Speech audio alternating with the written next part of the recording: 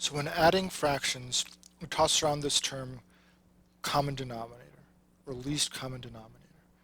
What's going on there? Well, for these kinds of problems, when we can, we want to multiply by as small a number as is possible. Instead of doing 6 times 9 and 9 times 6, we want to multiply 6 by 3. Come on. And 9 times 2. 6 times 3 is 18. 5 times 3 is 15. 9 times 2 is 18. 2 times 2 is 4. Common denominator without having to do 6 times 9 to get 54. Right? Now that I've got 18ths, 15 plus 4, 15 plus 4 is 19. No need to turn that into a mixed number. 19 is a prime number, not a factor of 18, so we're done. Now, where did I get this 3 and this 2? How did I know that those numbers would work? Well, the key is in prime factorization. 6 is not a prime number. 6 is 2 times 3. 9 is not a prime number. 9 is 3 times 3. These factored versions are actually pretty similar. In fact, they're only missing one more number here.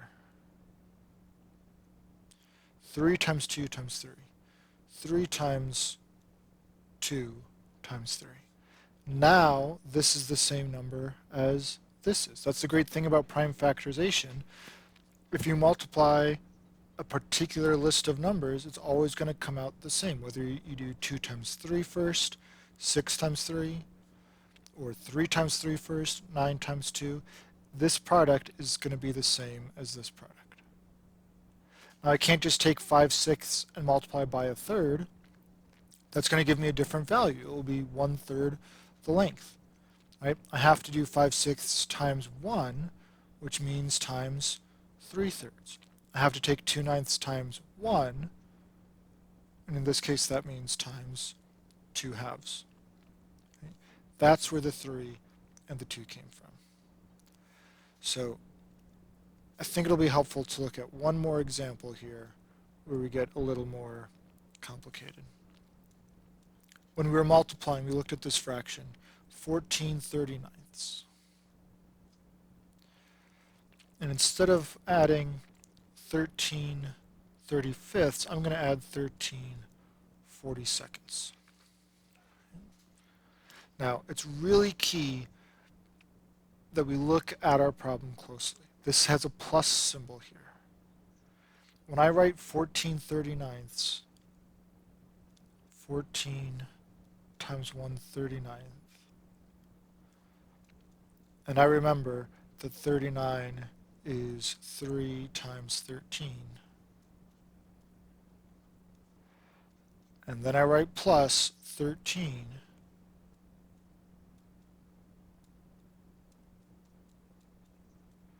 times 1 over whatever. I'm not canceling 13/13. Why not? Because 13 plus a 13th is not 1. It's 13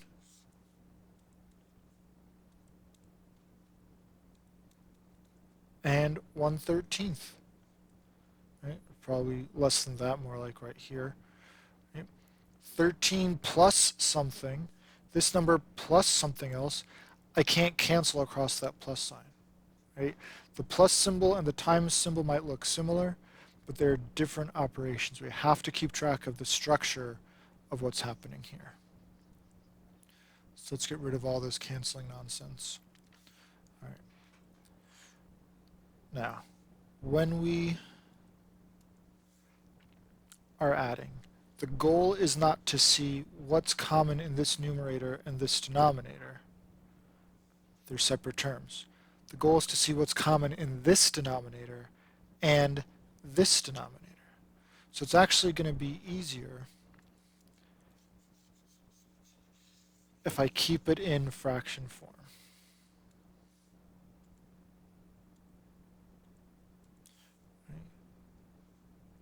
Now I don't care about the factors of 14, unless this could be reduced. Sometimes they'll be tricky and they'll ask you to simplify 16 30-seconds plus, if they gave us 14 28ths plus 13 39ths. Well, now I'm going to reduce this, that's a half, reduce this, that's a third, and now I'm going to get a common denominator between halves and thirds instead of 28ths and 39ths, right? This is a heck of a lot easier than this is. But that's just kind of cheating, right? Assuming we're starting with already reduced fractions, I'm looking to see how this denominator compares to this denominator. I know the factors of 39, we've already talked about that, 3 and 13. Now, we have two ways we can go about looking at 42. We could just go with what pops into our head first. From my times tables, I know 42 is 6 times 7. That's what I think of. Do you see a 6 over here? Do you see a 7 over here? No, that's not helpful to me. So I can go further. 6 is 2 times 3. 7 is prime number, that's 3. Do you see a 2, a 3, or a 7 over here? Yes, I see a 3. They have this in common. What's left over here? 2 and 7. 2 times 7 is 14. So here I have 3 times something. Here I have 3 times something. So if I want these two fractions to have this same denominator, I don't need to multiply by 3 and 13. I don't need 42 times 39. I already have that 3. I should have circled it in my actual problem. There we go. They already have that 3. What's missing is the 13. So I'm not going to multiply by the 3. I'm just going to multiply by the 13. The fact that this is also 13 doesn't help me at all. I'm not canceling these 13s. I'm introducing a new 13, dividing by 13. I have to counterbalance that by multiplying by 13. The fact that there was already 1 in the numerator, it's just there. 13 times 13, that's 169. Now, 3 and 13, 3 and 13, but there's another 14 here. So I need another 14 here. 14 times 14, that's 196. Now, what's our denominator? It's 14 times this, which is 39. So let me go off to the side. 14, 39. 9 times 4, 36. 9, 10, 11, 12. 3 times 4 is 12. 3 plus 1 is 4. That's a 0. 6, 4, what was that? 4 plus 1 is 5. 546. Well, what had this denominator better be? Right? That's the whole point, is that they'll be the same. Let's double check. This is 42. 42 times 13. I'm just doing this to verify my scratch work here. 3 times 2 is 6. 3 times 4 is 12. 1 times 2 is 2. 1 times 4 is 4. 2 plus 2 is 4. 4 plus 1 is 5. 546, 546. Great. Now, I'm just realizing I said verify my scratch work. It's really important as you're working on these problems that you use your math abilities to verify your work. If you were to whip out a calculator to do 42 times 13 to check, you're not really learning the math very well. Every time you check your answer, you undermine your thinking about how this problem has to work, right? If you get a problem wrong and it's because you messed up this multiplication somehow, okay, lesson learned, pay more attention next time, right? But you shouldn't be using a calculator to check your work. You shouldn't be using a calculator at all, right? All right, 546, same denominator as 546, lecture over. Oh, how did I become giant here?